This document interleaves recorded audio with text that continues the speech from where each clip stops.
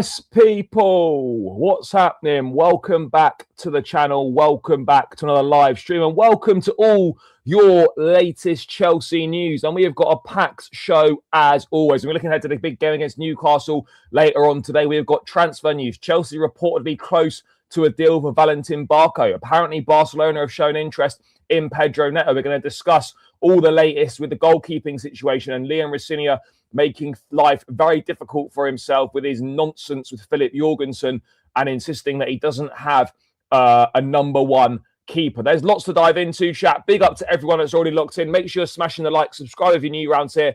All of that good stuff. You guys know exactly what to do. But before we get into it, people, make sure, as always, a quick reminder, check out Jerseys FC Soccer Shop. Link is in the description. Use code BLUEBROTHER for 20% off. They've got loads of new Chelsea retro kits and obviously the current Chelsea kits.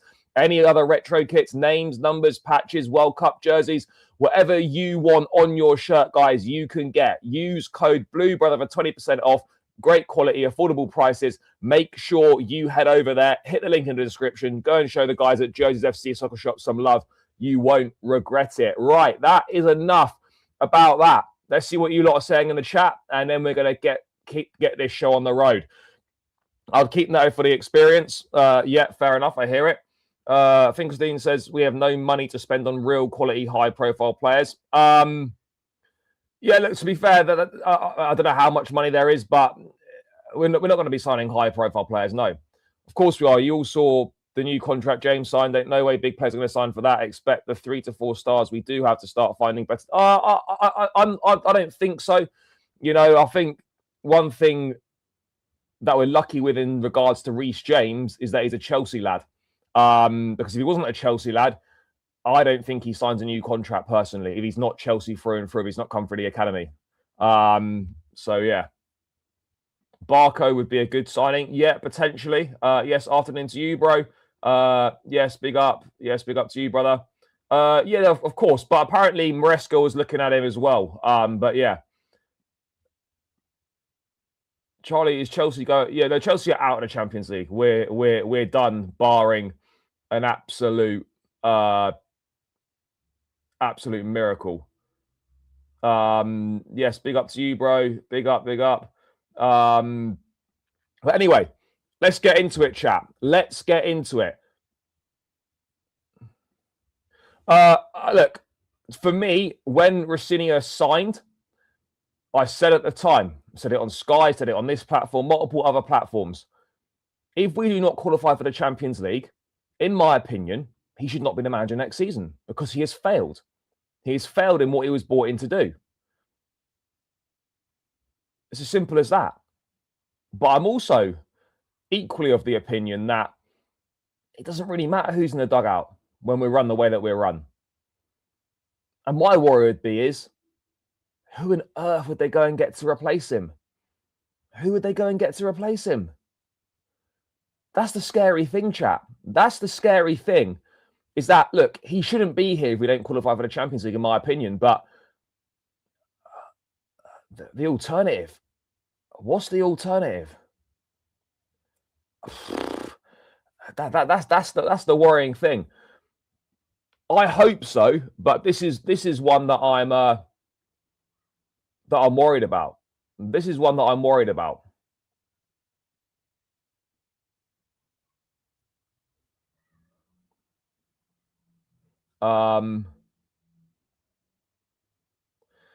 Yeah, I'll be honest. This last week, he's really pissed me off, Reece.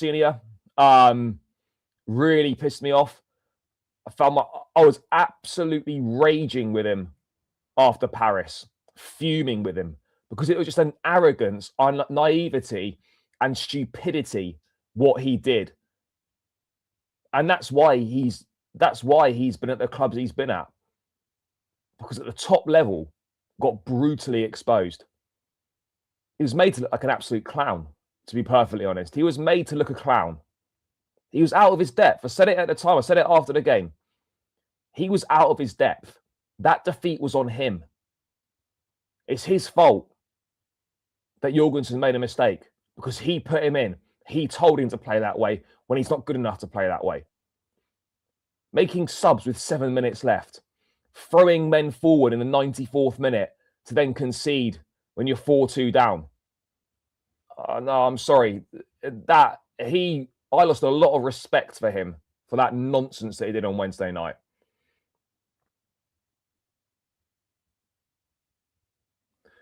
Look, no, I agree that he should never have been the head coach to start with. I absolutely agree. You know, there's no world where Liam Rosenior should be Chelsea head coach. I fully agree with you. At this point in time, there is no situation where he should be Chelsea head coach. But that's been and done now. That's been and gone now. There's no point saying about that. But it's not one game. He's lost every big game. Lost 3 times against Arsenal. Lost against PSG. All the big games, he's been exposed. He's been exposed and he's not had the answers. He's not had the answers.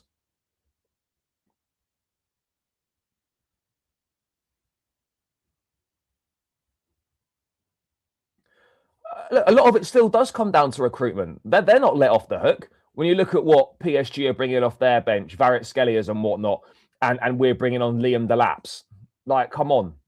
There's levels to this. There's absolute levels to this. And yeah, he was schooled. Luis Enrique schooled him. And this is someone that's supposedly knows PSG well, has played against PSG 3 times in France, and thought he could rock up with Philip Jorgensen and Chalobah and Fofana and play out from the back against the best pressing side in world football. Nah, less of that. I'm not having it. I'm just not having it.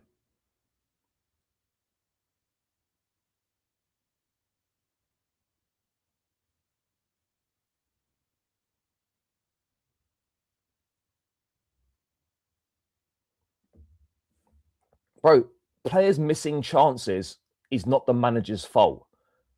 But it's the manager's fault that if you stick a player in who's not good enough, who shouldn't be in the team, who hasn't warranted an opportunity to have his go, when he's stuck in our biggest game of the season and he makes a mistake, that's on you.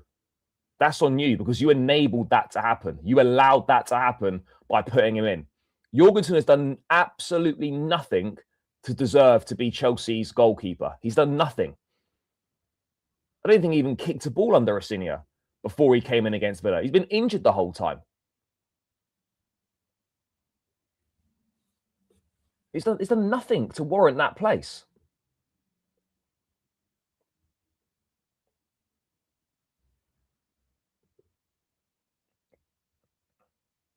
The players didn't give up at 2-2. There was a refusal from the manager to change the tactics, to just shut up shop and take the draw or take the 3-2 back to the bridge, and we're banging the tie. Instead, refused to be tactically adaptable, and we're out. We're out because of him. Rosenior's ruined the whole tie. We're finished. We're gone. Because he's a gaslighter. That's why. Rosenior's a gaslighter. He's doing too much. I get it. You've got to praise the players. You've got to big them up. Don't say at every press conference, oh, it's outstanding. He's one of the best in the league. They're this, they're that. They're not.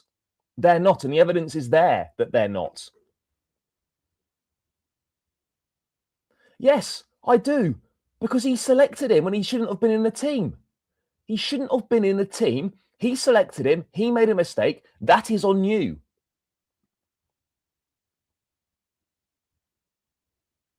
Yes, he was poor against Arsenal in the league. But that doesn't warrant one bad game this season. Doesn't warrant Sanchez being dropped when he's been one of our best 3 players this season.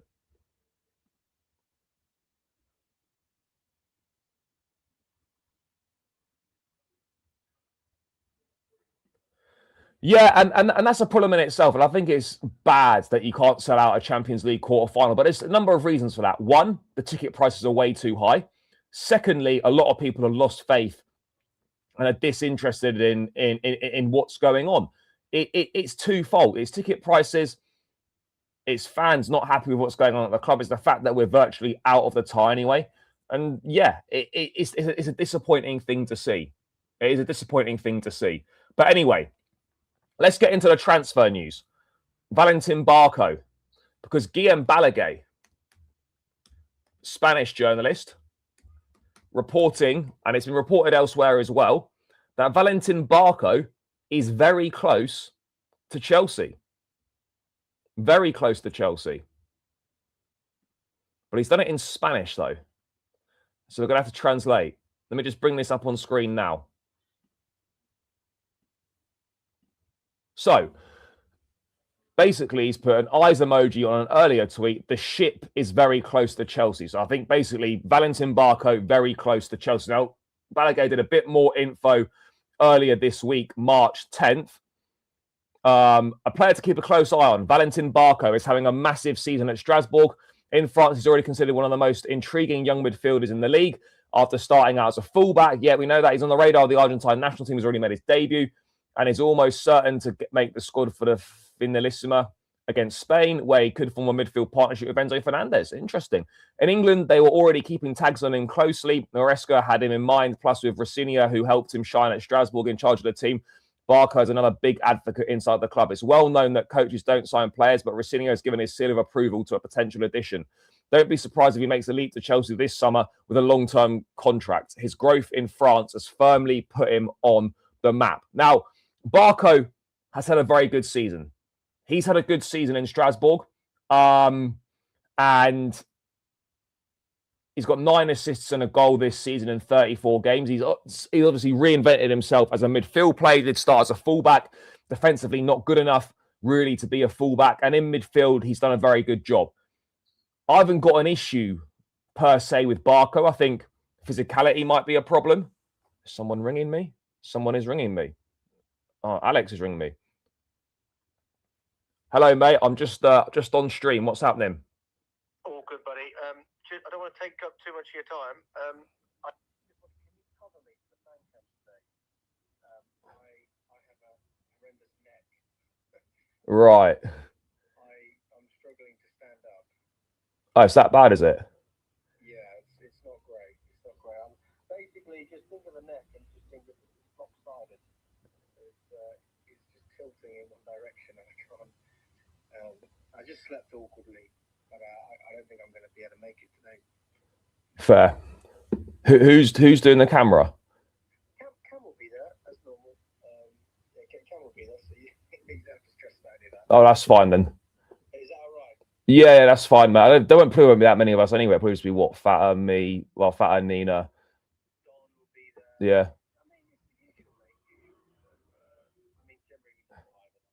Yeah, I'll do 5, and that's cool. No, it's all good, bro. No, you're good, bro. You're good. All the best. All right, nice one, mate. Bye. Yeah, right, people. Barco. Obviously, there's that. In my opinion, there's no space for him in the squad next season. There's no space for him in the squad. I don't really get what the issue is. Why we would need what he would add next season, because you've got Enzo and Fernandez. Enzo and Caicedo. We know that Chelsea are looking to sign a midfielder to lessen the burden on those two. We've got Andre Santos. We've got Romeo Lavia. We've got Dario Isugu as well. So what are we looking for? What is Barco going to... Is Barco better than Romeo Lavia? No. Is he better than Andre Santos right now? No.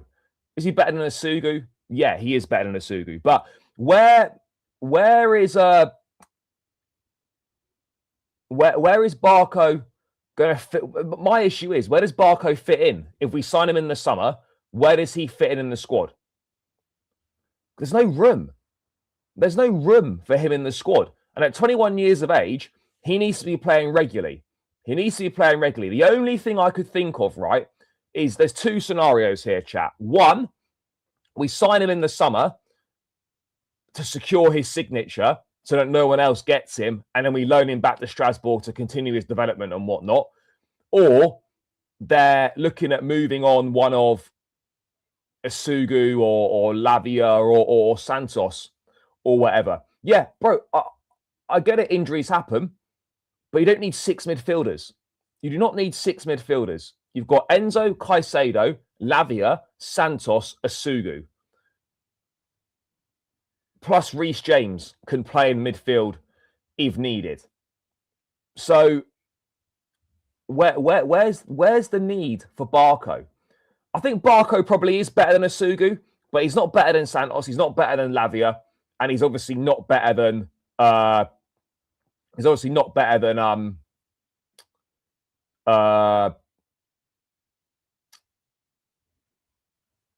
and Caicedo. Chat, we're almost 100 in the building, only 26 likes. What are we playing at? What are we playing at? Run these likes up, people. Run these likes up. Come on, guys.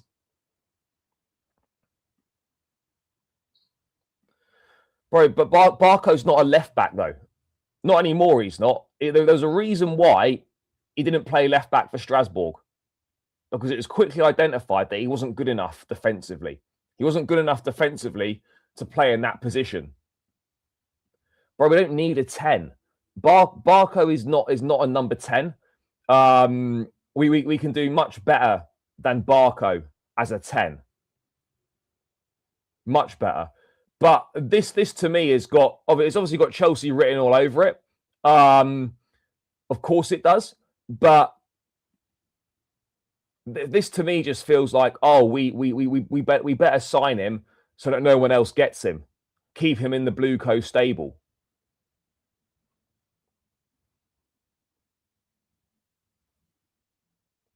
Keep him in the Blue Coast stable, and go from there.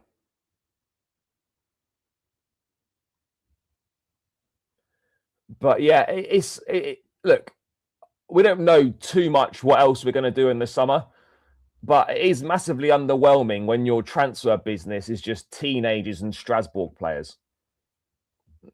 Do you know what I mean? It's a real shame there. No, he plays as a midfielder now. Yeah, exactly. If you were looking for a number 10, you were going to Strasbourg, you would go for Julio Enciso. That's exactly what you'd do. You would go for Enciso if you were looking for depth from a number 10. That's exactly what you would do. You would go for Enciso. But yeah, for me, it's one of them where, look, it just appears blatantly obvious that Valentin Barco will end up being a Chelsea player. Will end up being a Chelsea signing. It just seems so obvious. You know, again, Football London reporting, Bobby Vincent, Chelsea are watching Valentin Barco closely as he continues his progress in France. Barco is emerging as an option. And the reason why Barco's been in midfield is because he can't defend. And ultimately, for me, we have got to stop trying to buy everyone from Strasbourg, buy every decent player from Strasbourg. We just got to stop doing that. We have got to stop doing that.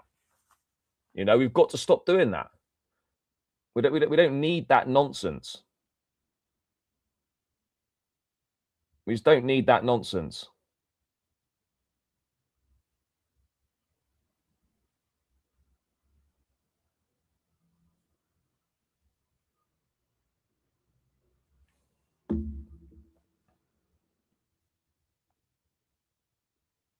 Yep, I'll be at the game today.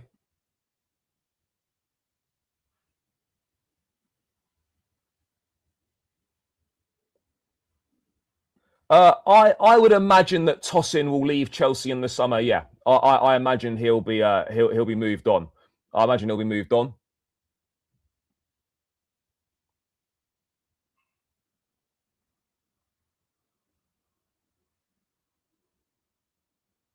But yeah, look, it is what it is at the end of the day.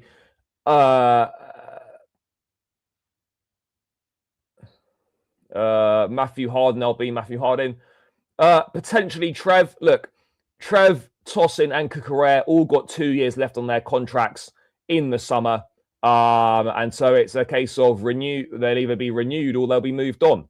So we will wait and see. We'll wait and see on that point. We'll wait and see who gets renewed and who doesn't. Tosin shouldn't be renewed. But for me, Cucurella and Chalobah should be renewed. Cucurella, obvious reasons, and Chalobah can be a very, very good squad player for us.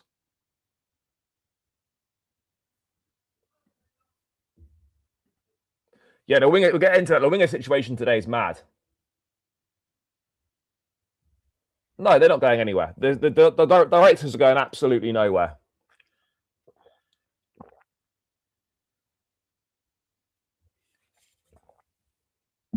Absolutely nowhere.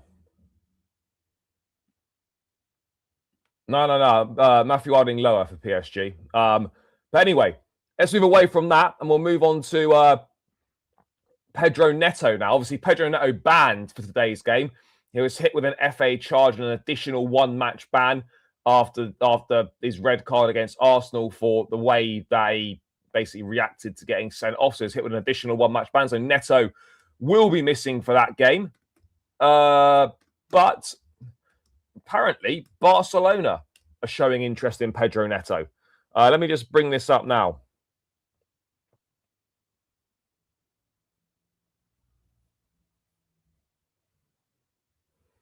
Let me just do this now. Let me find it, chat. Bear with me.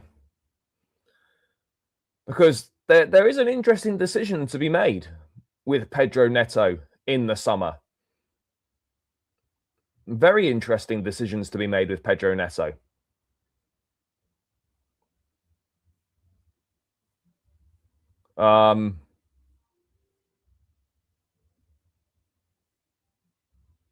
Here we go.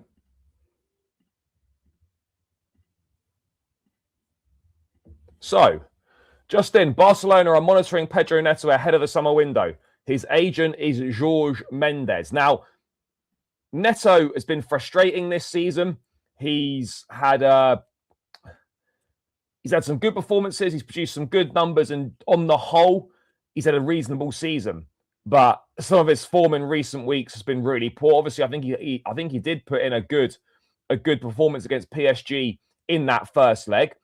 But given the situation with wide players come the summer, so currently we've got Neto, Esteval, Gittins, and Garnacho. Plus Palmer has been playing on the right, but you're not going to categorize Palmer in with the wingers. You've got Giovanni Quenda arriving in the summer, and Chelsea have reportedly earmarked him to play on the left-hand side.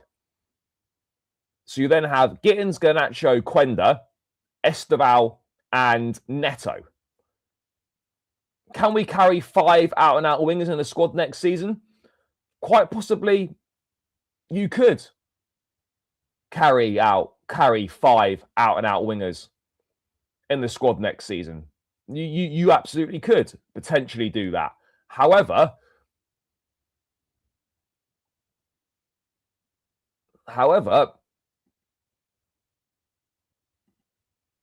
some players are not going to be getting the minutes that they want. Some players are absolutely not going to be getting the minutes that they want or that they feel that they would deserve. Chat, we're at 104 in the building. We're 39 likes. This is ridiculous likes to views ratio. Please smash that like button. Get this up well over 50 likes. Get this to 100 likes, people. Quickly just hit the X on the live chat. Smash the like. It really helps me out. It really helps boost the content in the YouTube algorithm. So yeah, run those likes up, guys. Come on. This should be light work getting up to 50 over 100 likes. So let's run it, people. Bro, Quenda's not playing wing back. One of the main reasons that Quenda signed for Chelsea is to not play as a wing back. We're not going to suddenly see a switch to a back three or anything like that. We're not going to suddenly see a switch to a back three. So yeah, I think it's interesting. I think it is interesting. Neto is very frustrating, but he does have good moments in him. He's an important part of the team, whether people like it or not, whether people whether people want to accept that. He's got his uses. He's produced good numbers this season. But there is a decision to be made. There is a decision to be made because for me personally, I think a wide player will have to leave. I think a wide player will have to leave this season. I think a wide player in the summer will need to leave, and it's going to be one of Garnacho, Gittins, or Neto. It's going to be one of Garnacho, Gittins, or Neto, in my opinion, who ends up leaving. It's going to be one of those. It's going to be one of those guys. One of those guys will end up leaving. I don't know which one. Yes, I will be. It doesn't though. Bro, Rossini is not. We're not going to be playing wing backs or a back three.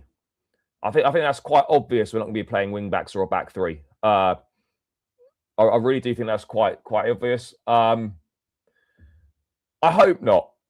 Look, it's possible. Our home form's terrible, but we really can't afford to lose.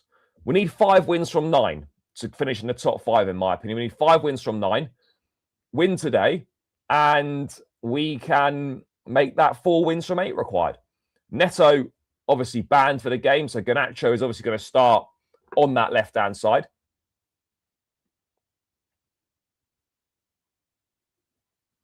The thing is, though, Quenda initially won't be better than Neto on the left. He could well be better than Gittins. He could potentially be better than Garnacho on the left. But people thinking that Quenda is going to come in and just make an instant impact and make everything better, in my view, are very much mistaken. Quenda, like Esteval, will have limited minutes next season. Will have good moments. Will take his time to settle into England. Will take his time to adapt and get used to things. So, yeah, it's going to be an interesting one. It is going to be an interesting one. Yes, a couple of times outside the ground and once randomly in a service station on the way back from an away game. Very, very nice guy. He's got time for the fans, speaks to the fans. Yeah, so I mean, briefly met him on a couple of occasions. Okay, fair enough. Yeah, run it up, people, run it up. Neto can leave in the summer, and so can Garnacho. Look, I don't think they'll both leave. Obviously, you can never say never with Chelsea and the transfer business and all that stuff that we look to do. You're really not sure what's going to happen. But yeah, I think there's a good chance that we definitely see one wide player leaving. Neto at Barcelona, does that really make sense? Does he get in? You got Rafinha, you got Rashford. If they sign him permanently, you've got Lamine Yamal. Ferran Torres can play wide. I'm sure they've got some other guys that just spawn out of La Masia that are just worldies that no one's ever heard of. Look, for me, I would say Esteval is a better footballer, not in terms of consistency right now. But I just don't know. I mean, I've got absolutely no idea.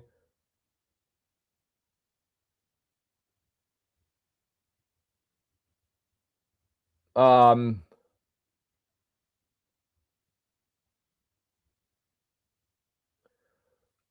I mean, I hardly say it was leaks. That was obviously everyone knew that was going to be the lineup.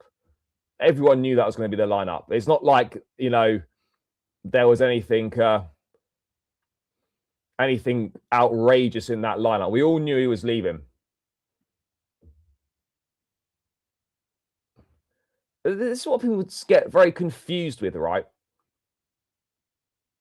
No one has to meet with fans from the club. No one has to do that. He met with a select group of fans. He said the club's communicated the club's position. Fans questioned him about the club's stance on certain things. And that's that. You know, you could have a conversation with adults and disagree about things, and that's fine. And that's it at the end of the day. Fans disagree with stuff. He communicated the club's position.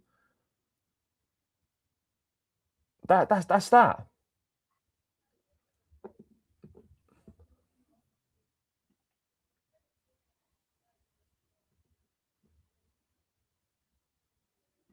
Big up to you for the super chat, brother. Appreciate it. We can't let Neto lead. He gives 110% every game. Look, Neto as a squad player would be a good squad player. I agree. But it's just we can't really have him being the main guy. We can't really have him being the main guy.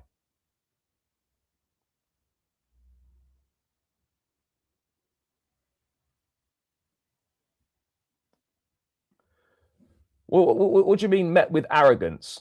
Look, I don't agree with how the club's run. I don't agree with what this ownership do. I don't agree with the way that we operate. But if communicating the club's position to fans is arrogance, then I don't really understand that.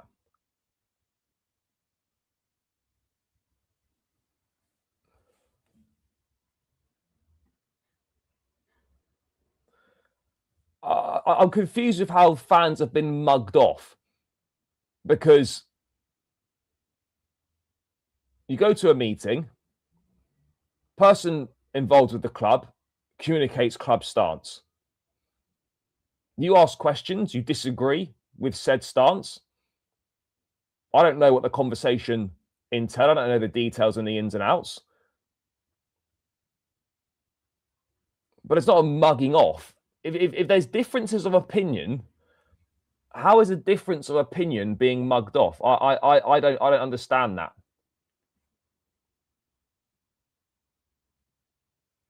Yeah, there's also that. There is also that. You know, who do you bring in as an upgrade?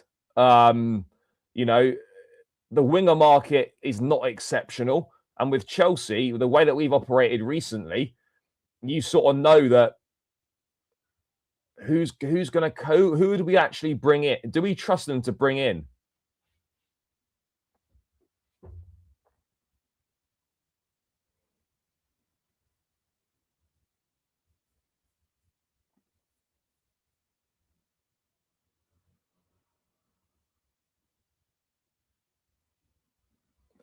Bro, no, the thing is with the Mudryk thing, no one knows. People are just purely speculating.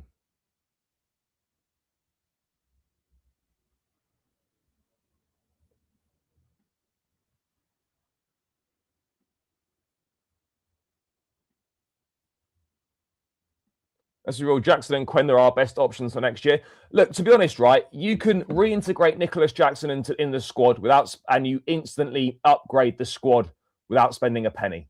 You upgrade the squad without spending a penny.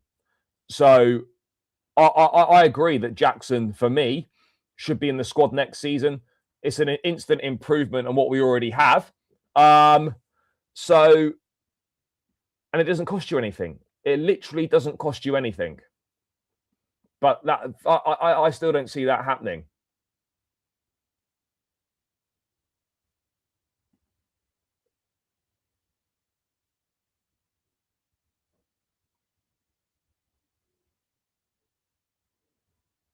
Yeah, that doesn't surprise me. Doesn't surprise me.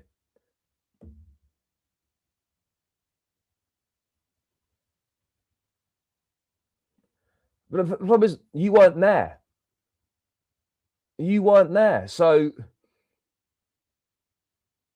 you're all just going off hearsay that he was rude, arrogant, and dismissive.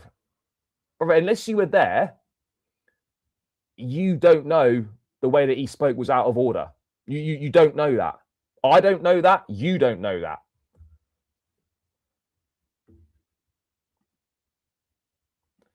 He shouldn't be. But I wouldn't be surprised if he was. And personally, I think that would be a major mistake. I think that would be a major mistake. I don't think he's ready. I think you can do more harm than good by putting him in. Imagine you put Penders in next season at 20 years of age as number one. He makes a load of mistakes.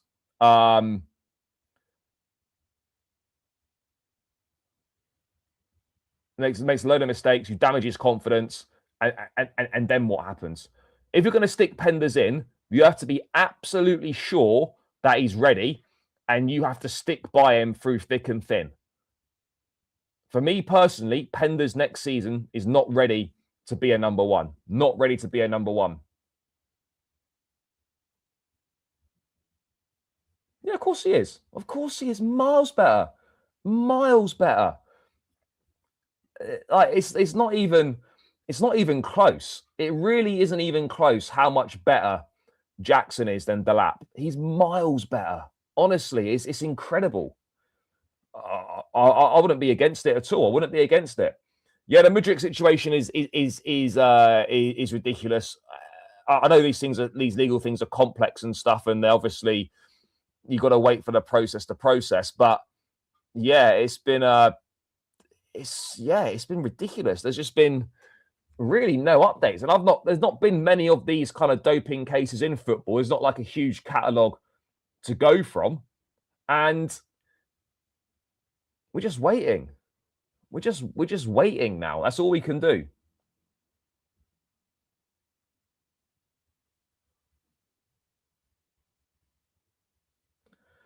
I don't know.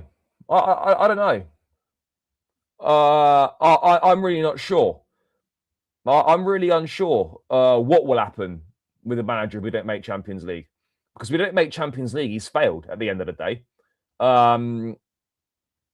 And to be playing Europa League football next season would be a shambles, and it would be an absolute disgrace. It would be a disgrace.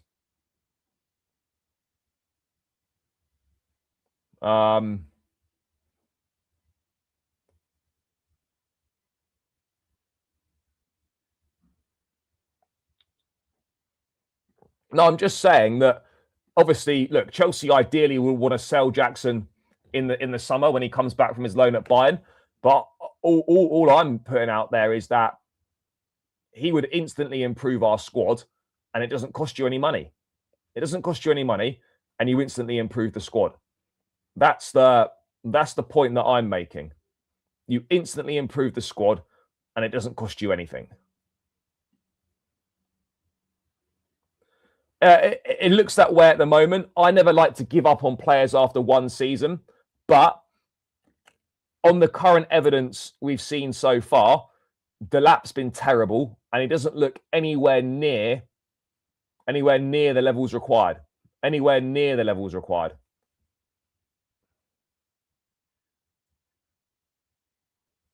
I'm not sure, because apparently the issue was with Jackson and Maresca, but it's a bit unclear. But reports have said that Jackson would be open to playing for Chelsea again. I guess we'll find out exactly what the situation is in the summer. We'll find out exactly what the situation is in the summer, and then we'll obviously go from there.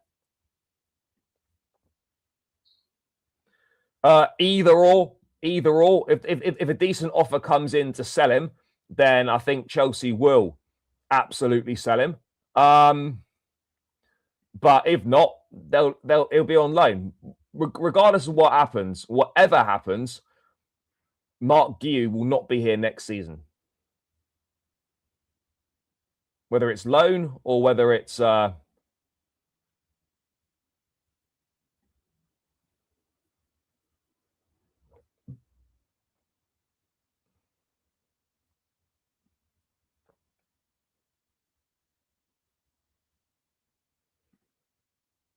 yeah, it is big. But again, for me, it was never one to be concerned about. Reece was always going to sign. Reece, for me, was always going to sign. No, look, Guiu's not going to make it at Chelsea. No, I fully agree. I fully agree.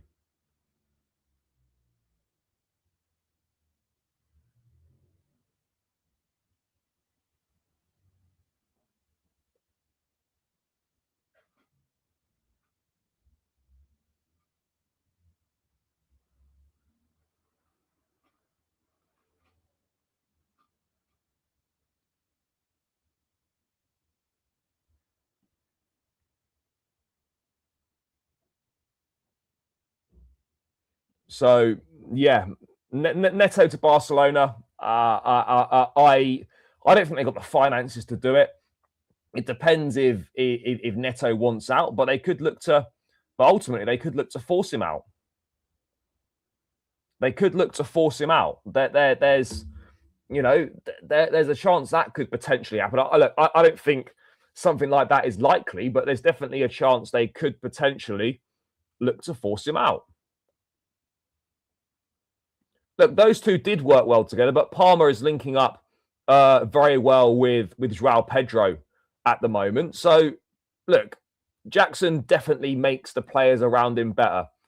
The fact that he makes runs, he drags players out of positions, he runs channels, he links up play well, his hold up plays well. Considering Fermin Lopez, I'm pretty sure has signed a new contract at Barcelona. I definitely don't see that happening. Bro, not Panicelli again. Look, he's done well at Strasbourg this season, but let's not pretend that Panicelli is suddenly good enough for Chelsea right now. He's not. He isn't. Bro, well, Reece is not going anywhere, but look, top clubs would be interested in Reece James. There's absolutely no denying that. Top clubs would 100% be interested in Reece James. Yes, big up to you. I mean, have Jackson as left wing? Yeah, look, Jackson. I wouldn't be against having Jackson on that left wing. Yeah, 100%. Look, if you're looking to sell wingers next summer, one of Garnacho or Gittins should be in line to go before the other one. Should be in line to go before the other one. 100% they should be.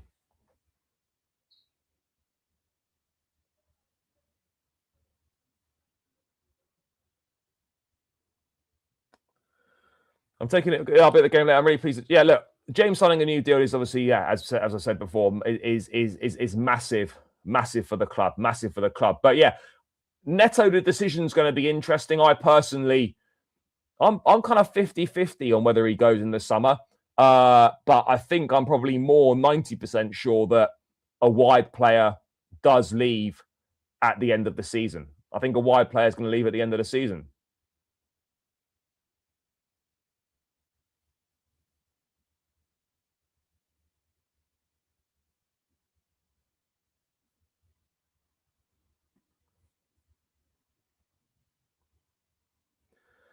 I just don't see us doing that.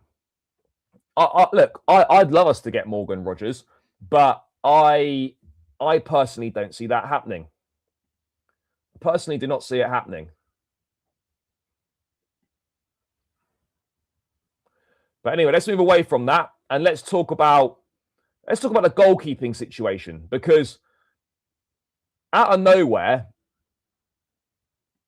it's suddenly become a major problem. It's suddenly become a big issue. And Rossignol has created a major issue for himself for no reason.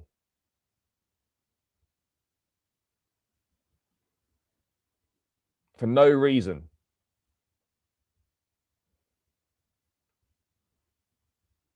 I just don't understand why he's done what he's done.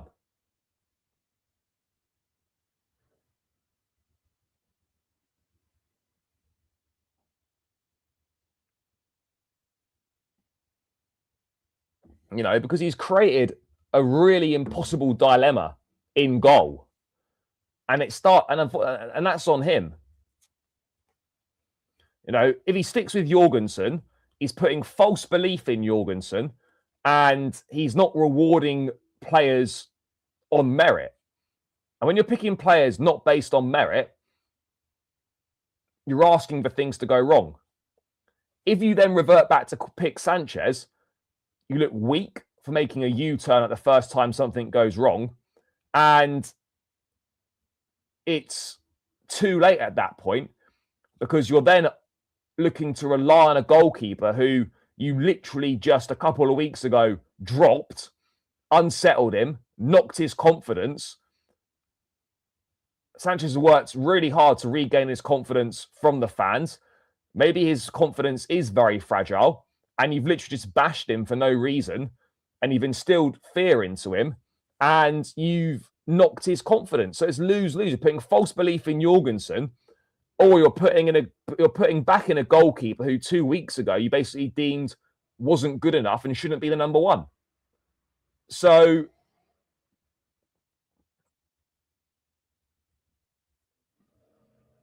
he hasn't. And so the man management from Ricenia has been awful, absolutely dreadful man management. Something that he kind of prides himself on, but his man management in this goalkeeper situation has been absolutely dreadful. Absolutely dreadful.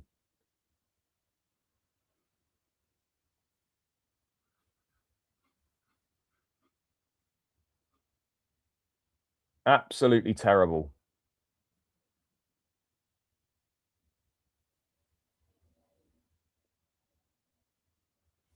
Reece didn't take a pay cut, by the way. He's in fact, according to Fabrizio Romano, he's had an increase in his wages. And this thing that Ricenia keeps banging on about as well. Oh, I don't have a number one goalkeeper.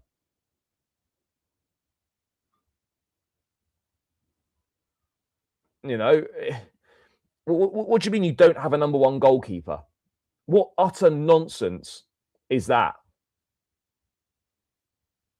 What utter nonsense is that? You don't have a number one goalkeeper.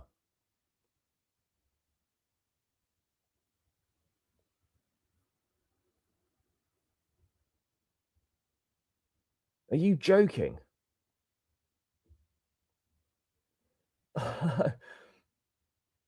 It's not good.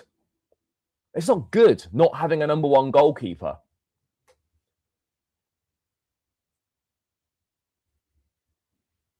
He's dropped Sanchez after one mistake against Arsenal. It's ridiculous. It's honestly, it's so stupid. Jorgensen is even worse than Sanchez. Jorgensen is absolutely shocking. He's dreadful. That performance against PSG, one of the worst performances I've ever seen from a goalkeeper. He was shocking. He was absolutely shocking. He's nowhere near good enough.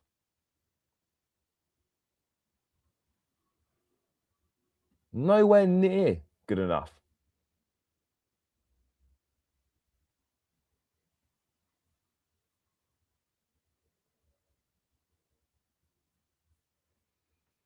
And now you've just created a big problem for yourself. A big problem for yourself.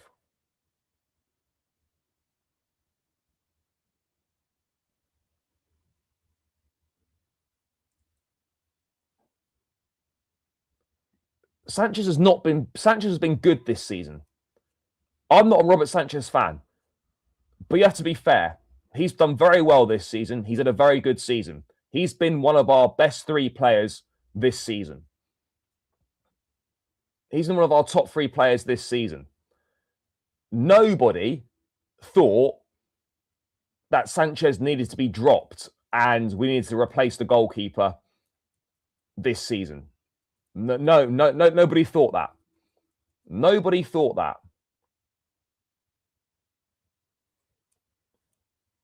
No, if you said after the Arsenal game, if you asked anyone, should Sanchez have been dropped? No Chelsea fans would have said, yes, he should have been. No one would have said that. No one. So yeah, it's no, he's not top level. No, he's way better than he was last season, and he's been very, very good this season. Is he a Raya, an Edison, or an Addison? No, he's not. But he hasn't warranted being dropped. He absolutely hasn't warranted being dropped.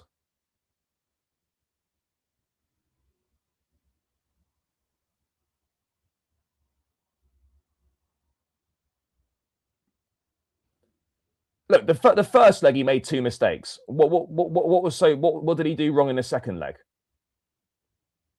I don't think he had any issues in the second leg. But yeah, he's just creating problems for himself, Rosenior. He's creating problems for himself, and there's just no need for it. He's just trying to be too clever for his own good.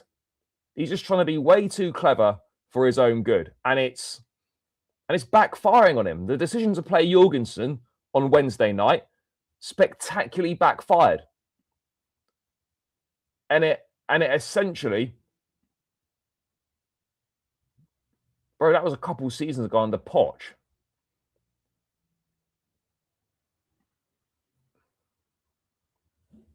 I've forgotten what I was saying now.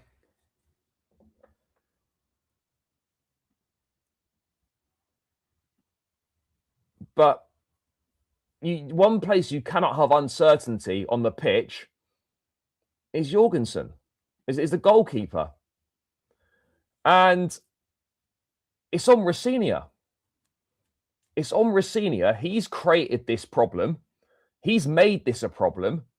Now, am I saying that Sanchez couldn't have made a mistake like Jorgensen did to put us 3-2 down? No, I'm not saying that at all, because we've seen Sanchez make mistakes like that many times, and he could have easily made that mistake himself. And this is one thing that I absolutely despise about the modern game, is that managers aren't interested in how good a goalkeeper is at its primary function, which is to save shots, collect crosses, command the box. That's not important to managers, modern day managers. They're more concerned about having a goalkeeper who's good with the ball at his feet, can pass the ball out, rather than the primary functions of a goalkeeper.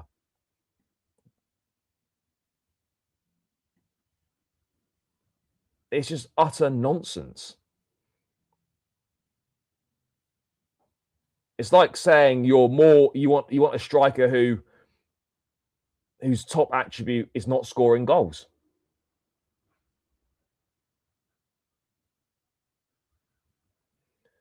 Bro, Sanchez would have saved the Kvaratskhelia goal, and he probably would have saved the fifth one as well, because the fifth goal was just straight at Jorgensen. It was straight at him.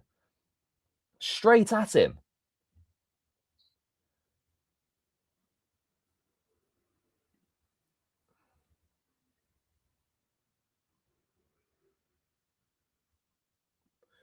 Bro, what do you mean nothing's lost? We lost the game 5-2. We're out. We're out. 5-2's a battering. It wasn't a 5-2 game, but ultimately it finished 5-2, and 5-2 is a battering.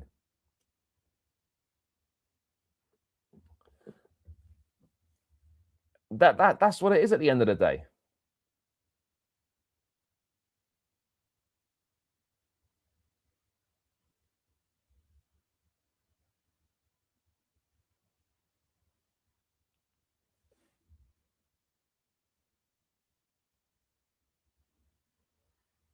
That's fine, bro. You can believe. I don't believe that we're gonna make it through. Do I think we could score 3 goals? Yeah, we could score 3 goals, but there's no way at all we are keeping a clean sheet. No chance. Absolutely no chance. And this is the problem. We concede 1 goal. We need to score 4 goals to get to extra time. It's just not happening. Barring an absolute miracle, it simply isn't happening. Do I think we could win on the night? Yeah, we could definitely win on the night. We could win on the night, but for me, we've not got what it takes. We haven't got what it takes, chap, in my opinion, to go through. We just don't. No, but if we concede 1, we need 4. And we're not keeping a clean sheet. Anybody that thinks we're keeping a clean sheet is completely and utterly deluded. Completely and utterly deluded. Anybody that keeps a clean sheet, thinks we're keeping a clean sheet, is fully deluded. Fully deluded.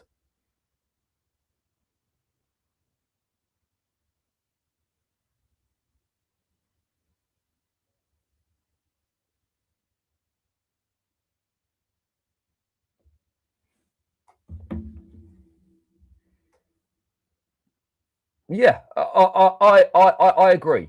I absolutely agree. Yes, funnily enough, brother, have you not realised we haven't got Thomas Tuchel in charge, and we don't have that quality of team. You can't compare those two things because they're totally different. We do not have Thomas Tuchel in charge, and we do not have that top team.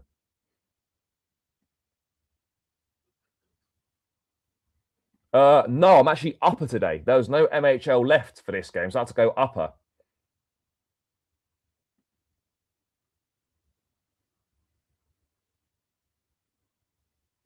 Yeah, they would. PSG, we'd have to be absolutely outstanding, and PSG would have to have an absolute shocker.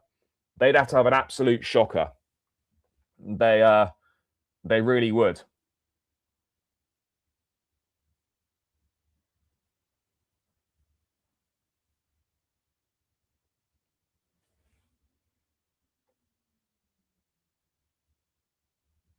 No, it absolutely isn't. It absolutely isn't. Chat, we're 100 in the building. We're less than 30 likes away from 100 likes. We need to run those likes up, people. Make sure you are smashing the like button. Subscribe if you're new round here. And as always, keep getting involved in the chat. But get this up to 100 likes, chat. We're about 28 likes away. Run it up, run it up. Yeah, we need to be one up in the first 10 minutes. Yeah, but bro, we're also worse. So it's irrelevant. We're also worse. Yeah, maybe they did. Maybe they did. But it doesn't really matter.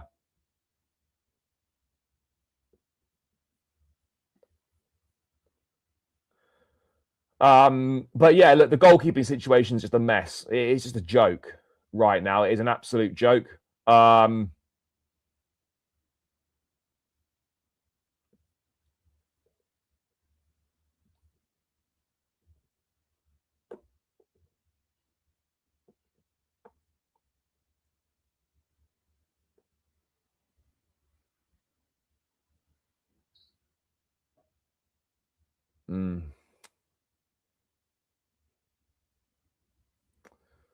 Yeah, it's just so annoying. But hey, it's a big game today, chat. It's a big game today. Garnacho is way better than Gittins. Garnacho is better than Gittins at this point in time. Gittins maybe has more potential. I don't know. But right now, Garnacho is better than Gittins. That shouldn't be a remotely unpopular thing to say. That shouldn't be a remotely unpopular thing to say.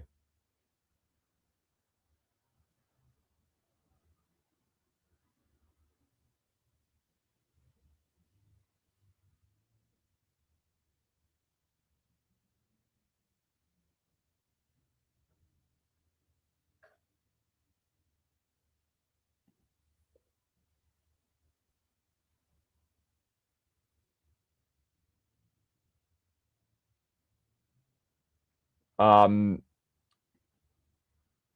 form this season.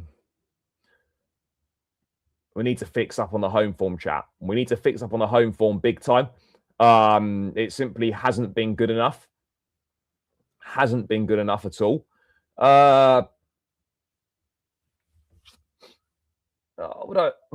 think both are. No, but yeah, look, both aren't great.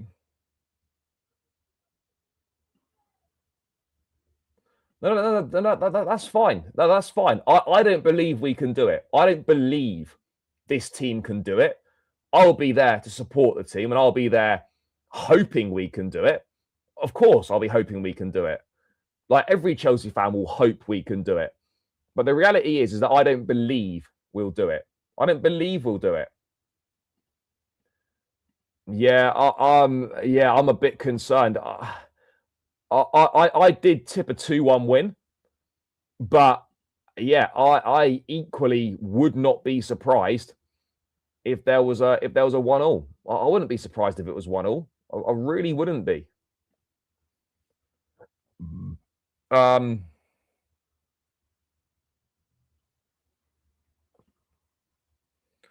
but let's let's get into a team. Let's get into a team. I'll just bring up the lineup builder, people. Because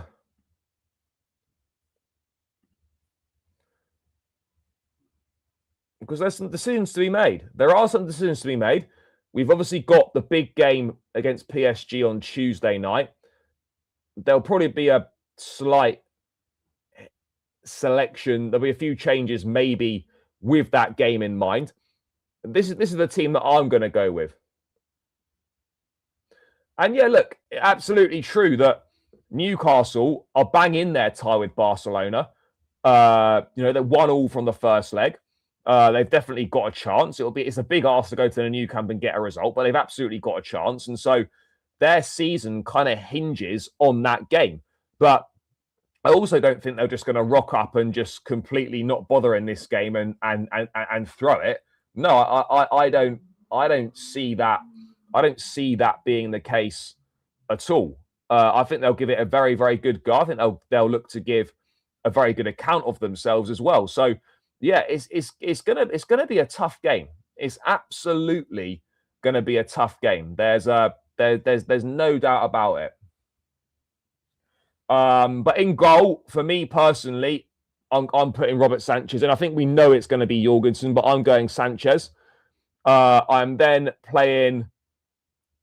See, part of me thinks he won't play Reece, but I'm going to play Reece. Reece James right back. I'm then going to go for Fana and Chalobah. Because Tosin and Badia Shield shouldn't be playing. Maybe you could make a case of Mamadou Sarr potentially coming in, but I probably wouldn't. I'd still go for Fana and Chalobah. And then I'd go Cucurella.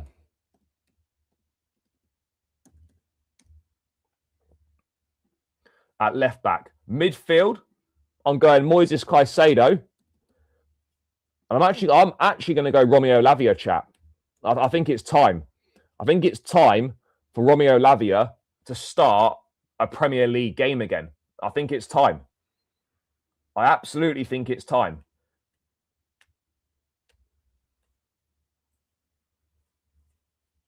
I think it's time. Yeah, look, I could easily see Reece on the bench. You could even maybe see Hatto coming in. But for me, that's what I'm going with.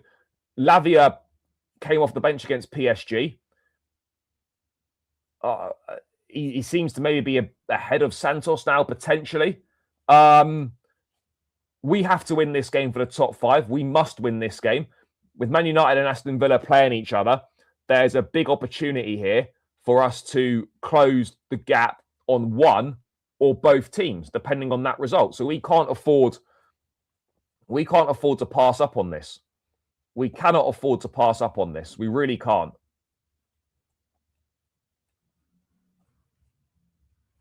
Like, this is a massive, massive opportunity today. I don't think that can be underestimated.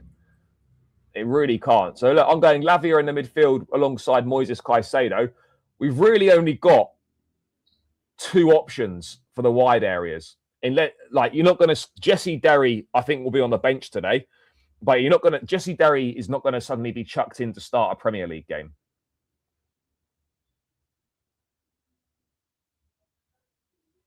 He's not going to suddenly be waiting to start a Premier League game.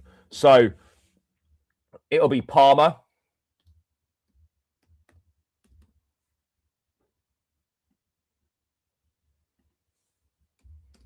Enzo Fernandez.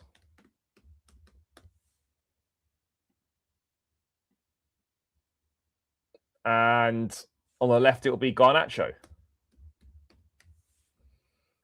With a Joao Pedro up top.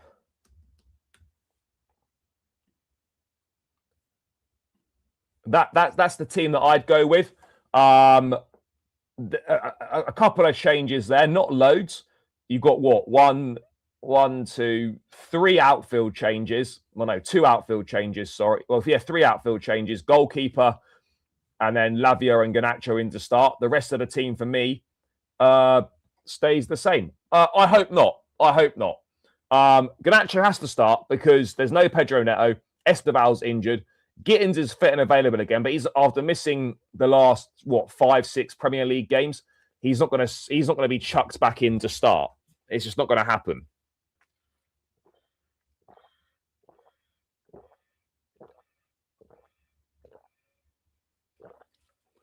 So yeah, we will. We'll have to wait and see, guys. We will have to wait and see.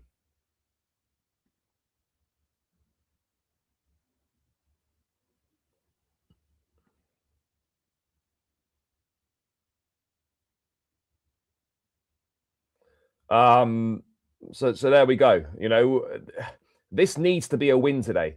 We cannot afford to pass up and miss out on another opportunity here, chat. We can't afford for that to happen. We cannot afford for that to happen. We must. We absolutely must. And if we don't, then yeah, big problems, chat. Big problems. I mean, there's a few score predictions in the chat here. Get your score predictions in. 2-2, 2-1, 2-1, or maybe a 3-2.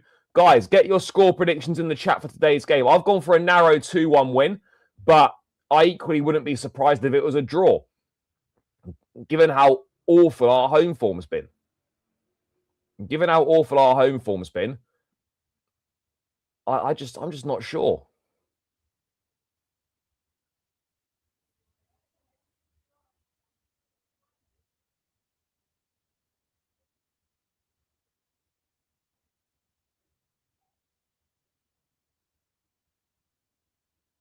You know,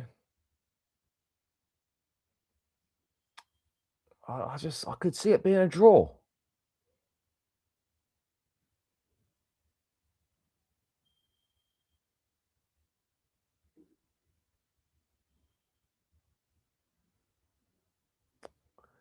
And that would be a disaster. It would be a disaster.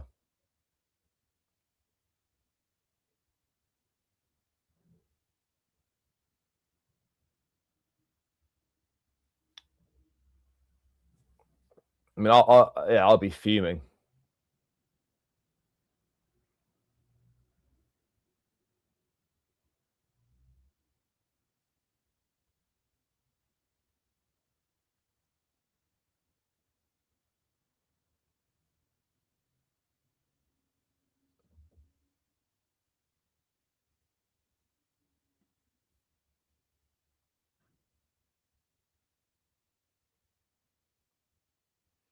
Look, the Villa game was obviously unique circumstances. 100% it was unique circumstances. I don't think it can be outright dismissed. But yeah, I don't think that the win against Aston Villa and that performance really has any bearing on the outcome of this game. I really don't think it does. I really don't think it does. No, yeah, I mean, I don't think Jorgensen in goal will make us lose. Well, I mean, I hope he doesn't. I really hope he doesn't, because if Jorgensen in goal makes us lose, then we're absolutely cooked. By the way, chat, we're 20 likes away from 100. Keep smashing that like button. It's free. Run it up, run it up. Let's get this up to 100 likes. Come on, guys. Quickly click X on the chat and yeah, and run those likes up. Run those likes up.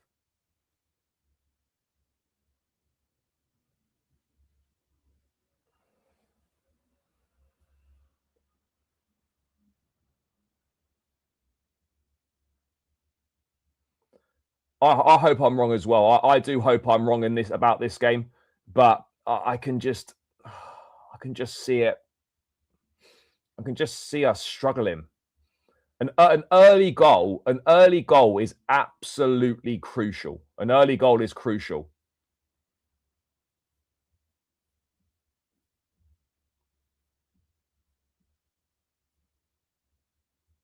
Really important. Really, really important to get that early goal, just to settle the nerves, just to get that off to that good start. The longer it stays goalless, the frustrations will grow. The atmosphere might start to change a little bit. And God forbid if we go a goal down. God forbid if we go a goal down. If we go a goal down, it could be major problems, chap. It could be major, major problems if we go one down. We can't afford for that to happen. We cannot afford for that to happen. We need Palmer's. Everybody needs to turn up. This is the perfect opportunity to provide a much needed response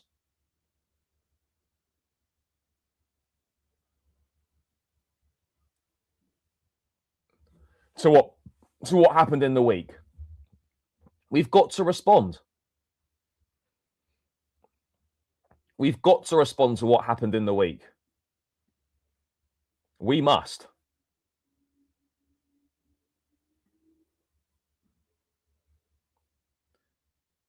Because if we don't, the season really is in danger of just petering out, of just completely derailing. I mean, it's almost off the rails anyway, but there's still stuff to play for. There's the top 5 finish to play for, and there's the FA Cup to play for as well.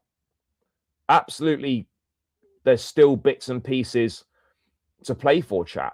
There's still bits and pieces to play for, and we shouldn't be wasting that.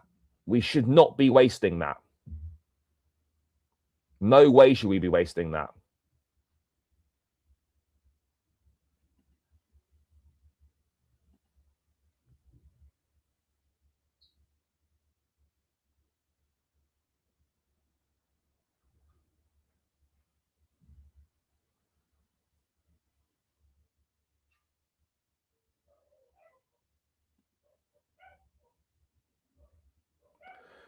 So, yeah, we need something. The fans got to get behind the team today. The team have got to step up and do the business.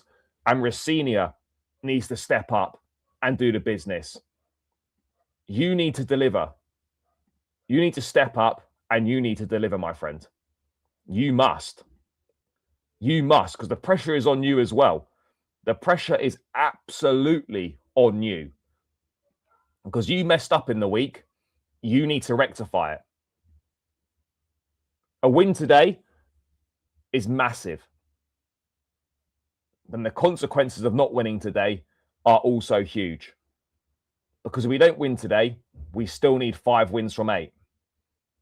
And 5 wins from 8 is difficult when you've got City, United, and Liverpool still left to play.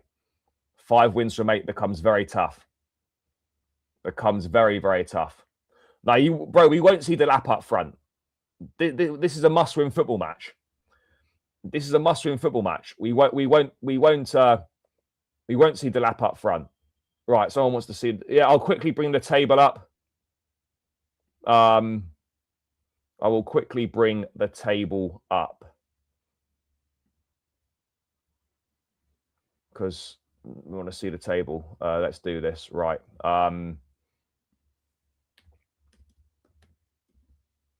This is the state of play.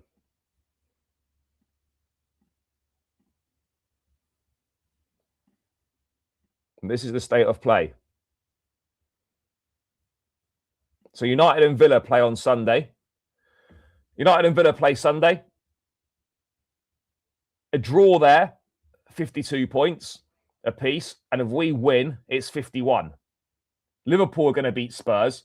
So there's a situation where it could be 1 point between 3rd and 6th if us and Liverpool win and United and Villa draw. We've got a chance to go level with United or Villa if one of those teams lose. This is a really pivotal weekend in the season. This is a massively pivotal weekend in the season. Hugely, hugely important. I don't think people are deeping the importance of this weekend. Because when chances and time are running out for us to get our shit together.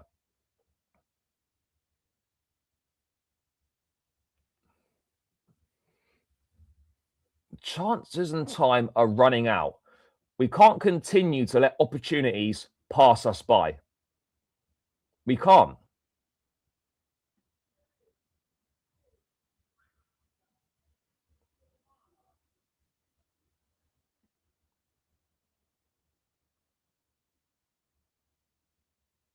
I mean, yeah, part of me feels we don't deserve Champions League football, but we need to get it. We do need to get it. We desperately need to get it. Otherwise, we are in trouble. Otherwise, we are in trouble. Every match pretty much now is must win. There's very, very little room for error. We can probably afford to drop points in a couple more games. 2 or 3 games tops we can afford to drop points in.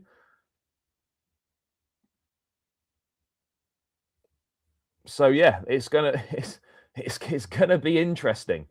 It's gonna be very, very interesting to see what we do. There's 9 games remaining, 8 games after today. Now, 5th place will probably qualify for the Champions League, but we need to be aiming to finish not 5th. We've got to aim not to be finishing 5th, chat.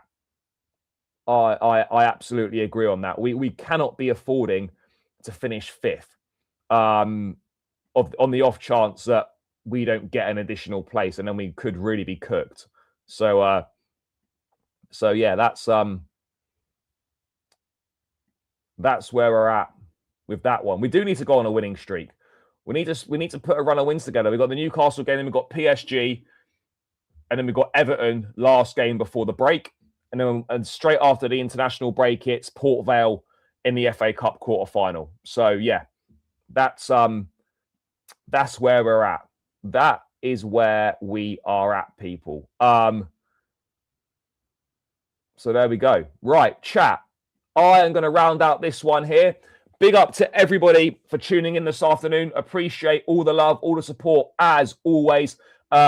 Please do smash that like button on the way out. We're 20 likes from 100. Let's get those likes knocked off. Smash that like button on the way out. Hit the subscribe button as well if you're new around here. If you're going to the game today, enjoy it. Let's hope you get a positive result. Enjoy it wherever you're watching it if you're not going. And I will catch you lot again tomorrow. Match reaction will drop tomorrow morning. And yeah, make sure you stay tuned for that. But yeah, enjoy the rest of your day, guys. Let's hope for a positive win. Smash the like, subscribe, up the Chelsea, and I'm out. Love.